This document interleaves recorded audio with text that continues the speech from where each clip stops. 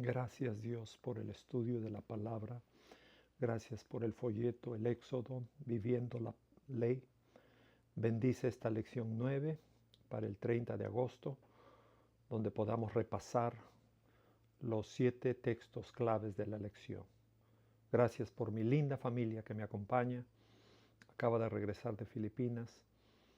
Mi suegro allá, mi padre acá en español, mi hijo detrás de cámaras y mi esposa con la música. Muchas gracias por Jesús. Amén. Viviendo la ley. Viviendo la ley. La ley de Dios revela a Él, o sea, su bondad, su amor, su justicia, sus valores, sus restricciones. En realidad son 10 mandamientos en donde encontramos 10 mandamientos que son 10 manifestaciones de su gracia. Así como la ley es santa y justa, también Dios es santo. La ley es justa porque Dios es justo y la ley es santa porque Dios es santo. El versículo de memoria: entonces el Señor dijo a Moisés, así dirás a los hijos de Israel, habéis visto que he hablado con vosotros desde el cielo, no haréis nada para estar conmigo, no os haréis dioses de plata ni dioses de oro. ¿Qué significa? No habéis visto, no haréis nada para estar conmigo. Él no acepta rivales. No te formes rival para el Señor. Ningún brillo de plata, ningún resplandor de oro puede estar junto al eterno Jehová. Él no está hecho por manos, ni medido por metal o piedra. Que ninguna imagen se interponga entre tú y Él, porque el Dios vivo está más allá de todo ídolo. Él no quiere tocar el segundo violín.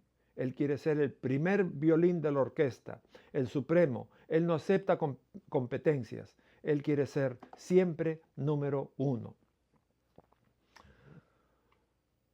El 483 antes de Cristo, un rico artesano allá en una ciudad de la India vertió su habilidad en la creación de una reluciente estatua del Parinirvana. ¿Saben lo que es el Parinirvana? También conocido como Buda. La gente acudía a admirarla, a observarla, y pronto se inclinaban ante ella, al principio como señal de respeto, después como señal de adoración. Ellos susurraban sus oraciones, pero cuando la sequía azotó en la tierra de la India, Buda permaneció en silencio. Sus labios dorados no dieron respuesta. Sus ojos brillantes, con la brillantez del oro, no derramaron lágrimas. Una noche, cansado y quebrantado, ese artesano alzó la mirada al cielo y gritó, acabo de construir un Buda. Le he pedido que me ayude y no hace nada. Si hay un Dios, si realmente tú estás arriba, si realmente tienes oídos, pero oídos que escuchan, y en el silencio comenzó a llover.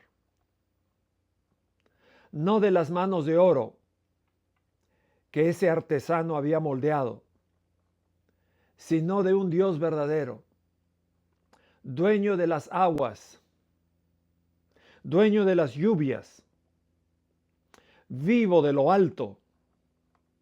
Él no puede ser tallado, Él no puede ser contenido, ni los cielos te pueden contener.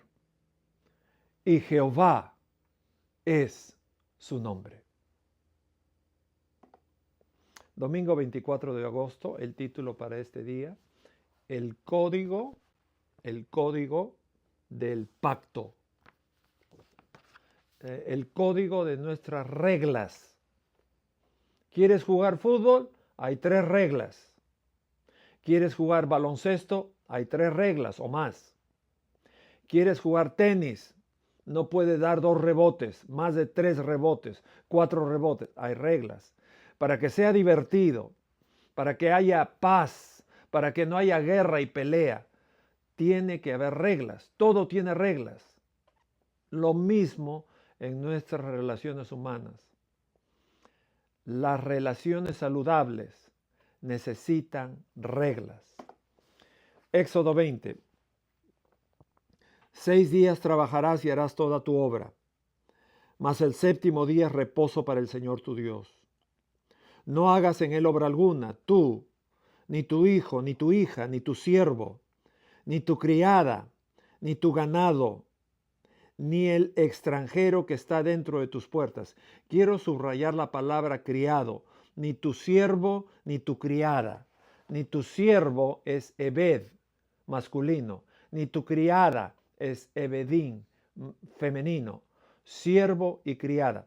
Muchas veces nosotros pensamos, ahí está, pastor, la Biblia está endosando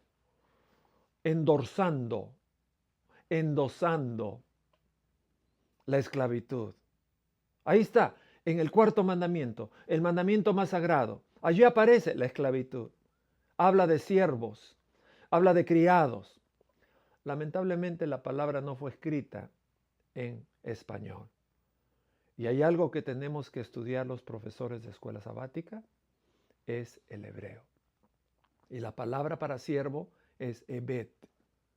Y la palabra para criado es ebed. Pero no solo significa criado, no solo significa siervo, tiene 5 acepciones más. Ebed también puede ser traducido como trabajador, criado o siervo, empleado, ayudante, trabajador diario, jornalero. 5 acepciones. Entonces, dependiendo del contexto, esa persona puede ser traducida como ni el siervo, ni el contratado dentro de tus puertas, ni el empleado dentro de tus puertas, porque tú eres el empleador. Entonces así tú puedes entender que no es un endoso de la esclavitud, como lo conocemos hoy, sino la relación de un empleador, de un jefe, de un patrón con el empleado.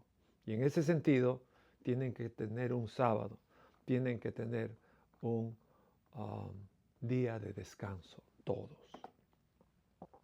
Allá por los 1850, en Wallace, Luisiana, hay un hombre que se encuentra en el umbral, sus cadenas ahora desaparecidas. El amo lo mira, tiene los ojos suaves. Hoy eres libre, le dice, el precio está pagado. Ve por tu camino. Él, con lágrimas, responde, ¿libre? ¿Yo verdaderamente libre?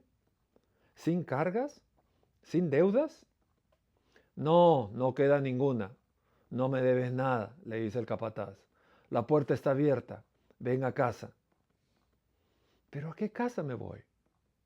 Yo fui tu esclavo, tu siervo, durante todo el tiempo. ¿A dónde debo ir? Ahora, ¿quién me llamará padre? Hijo, ¿quién me dará pan sin desprecio? Elige tu camino, aléjate, y ninguna mano te retendrá. Quédate y ninguna cadena te sujetará. El esclavo cae al suelo de rodillas y le dice al capataz, ahora entiendo lo que hiciste por mí. Tú pagaste mi libertad, pero te prometo de hoy en día ser un siervo tuyo, miembro de tu familia, por gratitud. Quiero darte gracias. Hace 2000 años Jesús hizo lo mismo. Marcos 10:45, vino a dar su vida como un rescate para liberar a muchos. Y ese rescate fue pagado. Y cuando el siervo, el esclavo, mira al patrón, va a tener que caer de rodillas y decir, voy a servirte porque te amo y porque has pagado mi deuda para toda la eternidad. 25 de agosto, más leyes, más manifestaciones de su gracia. Hay 3 fiestas del Antiguo Testamento que quiere que recordemos. Número 1, la Pascua, conmemorando la liberación de Israel de la esclavitud en Egipto. Número 2, el Pentecostés, fiesta de las semanas. Celebra las cosechas de trigo y Dios dando la ley en el Sinaí. Y la tercera, fiesta de los tabernáculos o Sukkot. Recuerda el viaje de Israel por el desierto y la provisión de Dios en refugios temporales. Pero ¿qué quiere decir esto en el Nuevo Testamento? Las 3 son cumplidas, encuentran un cumplimiento del Nuevo Testamento de estas 3 fiestas importantes. Número 1, la Pascua, cumplido en la muerte de Jesús, el Cordero de Dios que quita los pecados del mundo. Número 2, el Pentecostés, 50 días después, realizado viniendo del Espíritu Santo sobre los apóstoles, apoderando o empoderando a toda la iglesia para el ministerio de salvar almas. Y número 3, la fiesta de los tabernáculos, en donde recuerda y recordará en el futuro la cohabitación, la vivencia entre un Dios y el ser humano. La segunda venida de Cristo. La muerte de Cristo, el Pentecostés, la caída del Espíritu Santo y la segunda venida de Cristo. Este fue el propósito de las 3 fiestas grandes de la ley ceremonial. Martes 26 de agosto. El original de Dios, el plan original de Dios. Segunda de Reyes 19:35. Y aconteció que aquella noche salió el ángel del Señor e hirió en el campamento de los asirios 185,000. Y cuando se levantaron de mañana, he aquí todos eran cadáveres muertos. Nunca, nunca, nunca fue la intención de Dios que los israelitas lucharan por su nuevo territorio, que saquen la metralleta y maten a 185,000 personas. Nunca, nunca, nunca.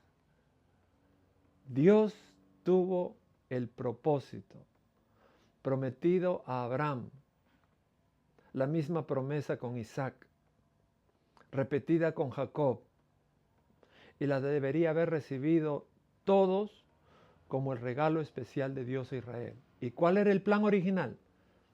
La pelea le pertenece a Dios. Dios va, Él destruye, Él construye y regala al pueblo de Dios una tierra santa. Pero no para que sea utilizada para, en forma egoísta, llenar el orgullo de vanidad y de soberbia, sino para ser una luz para todo el mundo y alcanzar a los chinos, alcanzar a los mexicanos, alcanzar a los peruanos, alcanzar a todos con el evangelio de nuestro Señor Jesús. Durante la pandemia, decidió montar en nuestra iglesia a las 3 de la mañana este horrible animal. En inglés le llaman possum. El mundo está tranquilo, quieto. Son las 3 de la mañana del sábado. Y luego de repente, allí, en la cocina de mi iglesia, con las comidas de mi iglesia, con los preparativos de la pandemia, porque la comida era para llevar, no era para quedarse y comerlo, sino era para llevar, pero estaban encajonadas en recipientes de plástico. Ahí el enemigo número 1, el más sucio de todos los animales. Hago yo una pausa, lo miro y luego prosigo. Esta zarigüeya, ese se llama en español, zarigüeya, possum, enorme, más grande de lo que alguna vez yo he visto, desgarrando las cestas de comida, trepando por las mesas de la iglesia, destruyendo todo lo que está a su vista. Trepa los árboles como un fantasma escondido dentro de la iglesia, se ríe de mi impotencia. Un día agarro una escoba y trato de perseguirla. Me balanceo, golpeo, pero desaparece en el árbol y desde el árbol puedo escuchar su carcajada en forma figurativa, burlándose de mí. Pero en ese momento me pongo de rodillas. Señor, la batalla te pertenece a ti. Tuya es la venganza. La batalla te pertenece a ti. A la mañana siguiente, este enemigo de la iglesia, hay paz. Alguien me susurra, Pastor Benjamín, ¿viste ese feo animal destruido en la iglesia? Que estaba destruyendo la iglesia. Aquí en Brooklyn State, en la esquina, una troca, un camión, pasó encima de la zarigüeya y la pobre está muerta. Su cuerpo sin vida yace allí. No más enfermedad, no más aflicción, no más lágrimas. La iglesia está a salvo. Totalmente muerta. Ese era la forma, ese era el plan original por el pueblo de Israel. No ir a matar a Jericó, no ir a matar a los amalecitas, no ir a matar a los egipcios, matando con metralleta. La espada, le dice, vuélvela y guárdatela, Pedro. No es la enmienda, segunda enmienda. Eso es la constitución humana. James Aras tenía un problema, que tenía miedo a los indios hace 300 años. Por eso existe la segunda enmienda. Pero no es más importante que el segundo mandamiento. ¿Cuál es más importante? ¿La enmienda o el mandamiento? Por supuesto el mandamiento. Y el cristiano no debería portar armas. No, sí, pastor, tengo derecho a... Ok, entonces porta armas nucleares. Quisiera que tu vecino tenga una arma nuclear. No, pero es muy caro. ¿Qué caro? Vale $6 millones y hay mucha gente que lo tiene. No, pero es muy grande. No es muy grande. Entra un cartapacio. 35 pulgadas de longitud. Puede entrar. Tú quisieras, por el hecho de que quieres portar armas, que tu vecino tenga en el sótano una arma nuclear, una bomba atómica. Por supuesto que no. El plan original era que Dios luche, Dios vence, Dios gana, porque Dios es el ganador. Miércoles 27 de agosto, aquí del folleto de Escuela Sabática. Me gusta este folleto. Un ojo por ojo, la ley del talión. La frase proviene del Código de Hammurabi y también fue escrita en la Biblia. Era para proteger la vida de Caín y que la retribución sea ojo por ojo, diente por diente, y no algo excesivo. Uno mata y mueren todos, 20. No, ojo por ojo, uno nomás. La Biblia dice, habéis oído, Mateo 5, habéis oído que se dijo, ojo por ojo y diente por diente. Pero yo os digo, amad a vuestros enemigos, bendecid a los que os maldicen, haced bien a los que os aborrecen, y orad por los que os ultrajan y os persiguen. Cuando la vida te enseña, te voy a dar 2 secretos para ser feliz.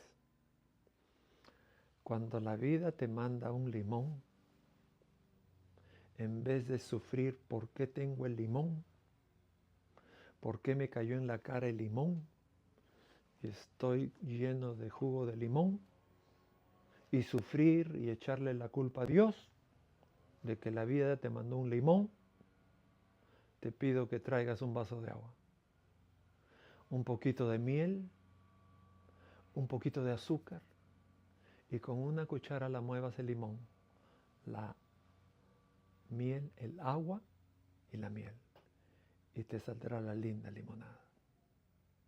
Cuando alguien te lanza un limón, número 1, conviértelo en una limonada y ríete de la vida. Alguien te cruza en la autopista, estará apurado. estar apurado. De repente la esposa lo quiere divorciar. De repente el hijo lo quiere maltratar. De repente tiene que ir a la escuela, está tarde. No andes pensando que te quiso herir. No. Ponle azúcar, ponle agua y bate que bate, toma la limonada. Número 1. Número 2, según este versículo. Número 2. Cuando alguien te tira un limón, ora por el tirador de limones. Ora por el lanzador de limones. Bendice al lanzador de limones. Ayuda al lanzador de limones. Y cuando oras figurativamente por el lanzador de limones, ese jefe que te corrió, esa mujer que te abandonó, ese compañero de empleo que te traicionó, ese hijo que te maltrató a pesar de que tú pagaste su educación, te trató mal, esa hija que te hizo pasar un momento de vergüenza y se burló de ti en público, ese hermano de la iglesia que en vez de traer la junta de nombramientos, trajo junta de estrangulamientos y te destruyó tu reputación y tu carácter. En vez de herir, en vez de decir ¿por qué?, en vez de tirarle otro golpe, en vez de ojo por ojo, diente por diente, ora por el tirador de limones. Bendice al tirador de limones. Y en ese momento, cuando haces estas dos cosas, debe entrar un remanso en el alma. Debe entrar una paz en el corazón. Y podrás decir como el apóstol, todo lo puedo en Cristo que me fortalece. Venganza. 28 de agosto. Venganza. ¿Qué es venganza? La ira que regresa, el cálculo, el castigo cumplido, la justicia retributiva. ¿Qué es venganza? La deuda de sangre, eso se borra con sangre. La furia que regresa, el payback en inglés, la justicia cumplida. Pero más importante es ir a la Biblia. Amados, no os venguéis vosotros mismos. Romanos 12:19. Sino dejad lugar a la ira, porque está escrito, mía es la venganza. Yo pagaré, dice el Señor. Las injusticias que soportan no pasan desapercibidas para Dios. Las balanzas de la justicia descansan únicamente en la mano de Dios. Confía, dice Jesús, y no pagues mal por mal, porque yo pondré el equilibrio, dice Jesús. Yo pondré a ese camarada en su lugar en mi tiempo perfecto. Que esto sea una advertencia para los injustos. Sus actos se encontrarán con mi juicio justo, y ninguna pena ni pecado escapa a mi mirada. Durante la pandemia, el 2020, no había iglesias, las iglesias estaban cerradas, a excepción de 3. No voy a mencionar los nombres. La de allá, aquí en Los Ángeles, la de allá y la de allá. En esta iglesia de acá había un viejito, un pastor anciano. Míralo, es 2020. Se encuentra ante una pequeña congregación. Le diríamos en Perú 4 gatitos. Pero esos 4 estaban divididos, 2 para allá y 2 para acá.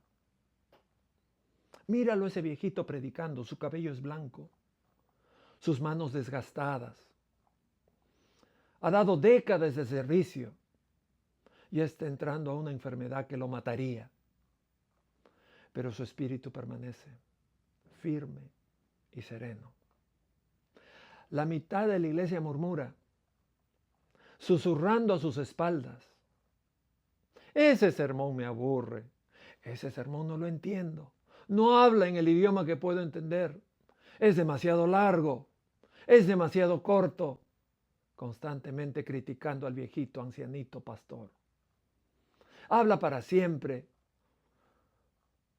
Es demasiado corto. Ni siquiera predica la palabra. Solo trae ilustraciones. Debe haber conseguido ese sermón del internet. El pastor suspira, con el dolor pensando en su pecho, pesando mucho en su pecho. Señor, ora en silencio. Dame sabiduría para pastorear estas ovejas. Que la división que hay en esta iglesia no destruya tu casa de oración. Entonces, cuando llega la pandemia, uno a uno la gente cae enferma. Entre ellos están dos voces más críticas que han destruido con una piedra, uno con susurros y murmuraciones, el otro con la crítica, que es el tributo que la incapacidad le rinde al mérito, y están apedreando al pastor. Llega la pandemia y de un solo zarpazo, uno muere en mayo. Apedreador número 1 muere en mayo. Apedreador número 2 muere en diciembre. ¿Justicia de Dios? No sé.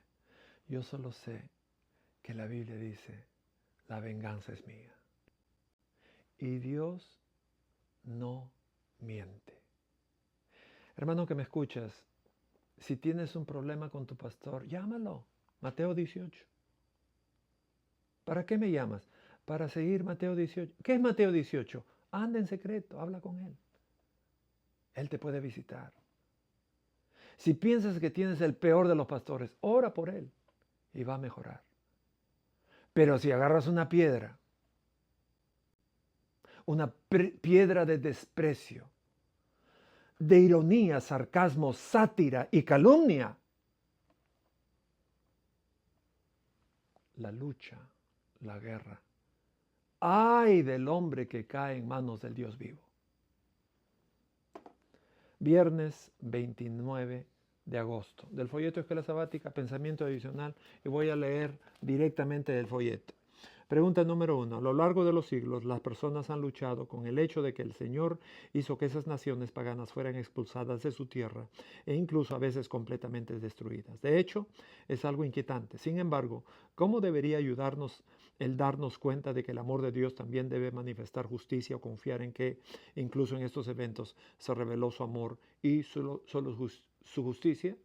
Cuando nos da cuenta de que el amor de Dios siempre va acompañado de la justicia, nos ayuda a ver que estos eventos, no como crueldad, sino como parte de un plan más grande para proteger a su pueblo y para mantener la justicia y establecer lo que es bueno delante de nuestro Señor.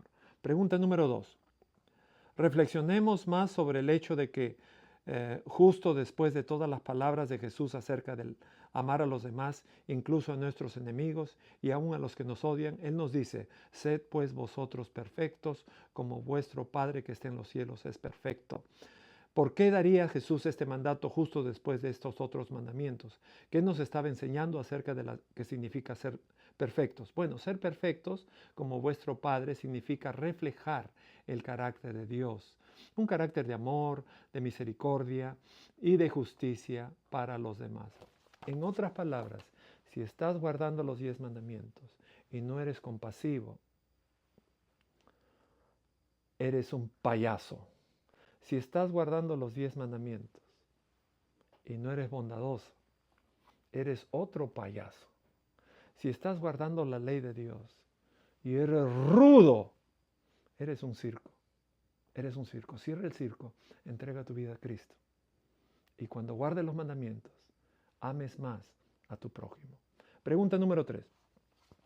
El apóstol Pablo tenía una actitud positiva y edificante hacia la ley de Dios y a su función, pero estaba en contra del mal uso de la ley. ¿Qué significa su afirmación de que no estás bajo la ley, sino bajo la gracia. Es simple. En primer lugar, esa palabra nunca estuvo en los labios de Jesucristo. ¿Okay? Jesucristo no lo complica. Pablo ahí con su conversión, chévere, pero seguía siendo humano.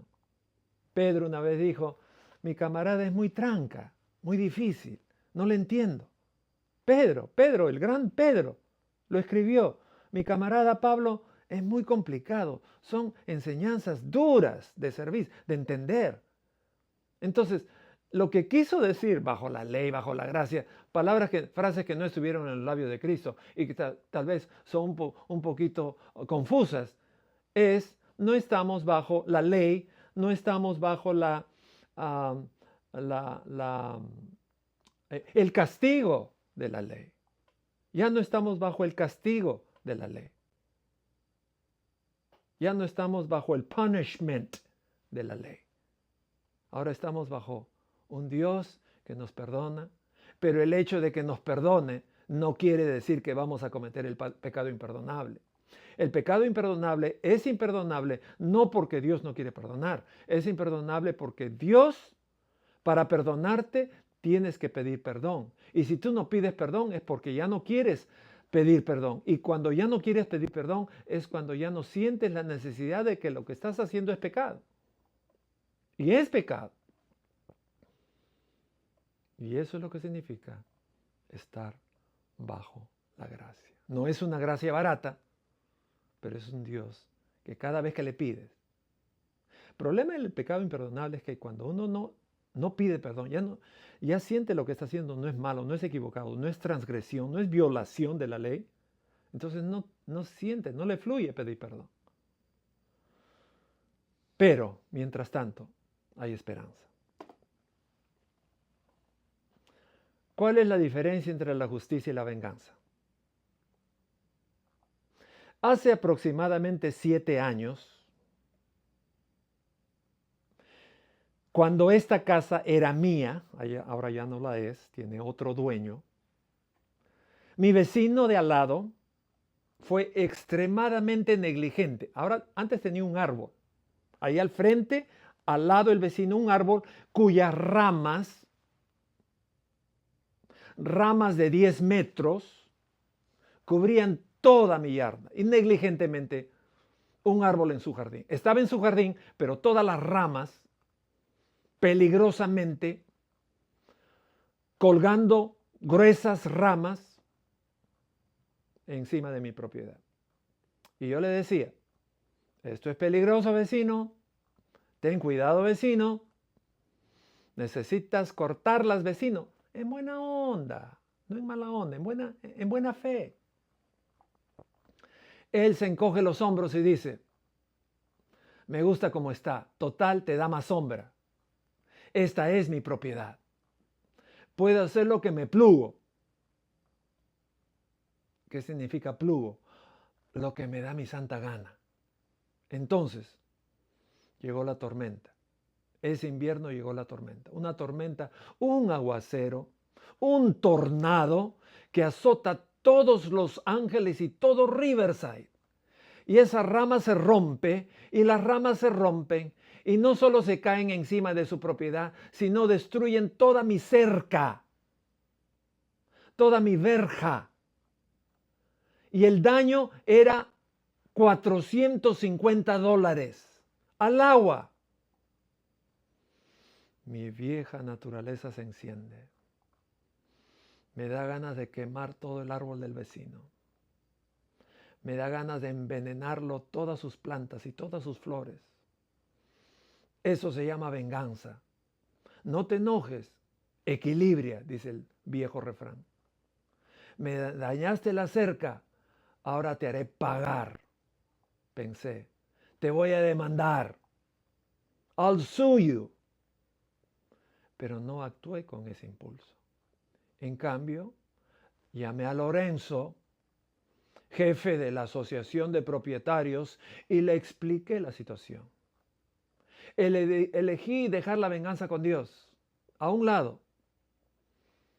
A la semana siguiente llegó una llamada telefónica de Lorenzo y un cheque de mi vecino de $500, ayudándome para reparar los daños de 4 maderas de verja. Me di cuenta entonces que elegir la paciencia y dejar la justicia en las manos correctas de Dios me evitó actuar en ira y en venganza, porque la guerra le pertenece a Dios. Que Dios te bendiga, mi hermano. Espero que tu clase de escuela sabática esté extraordinaria, espectacular. Memorízate los nombres de tus alumnos, memorízate y Dios te va a bendecir. Que Dios te bendiga y feliz sábado.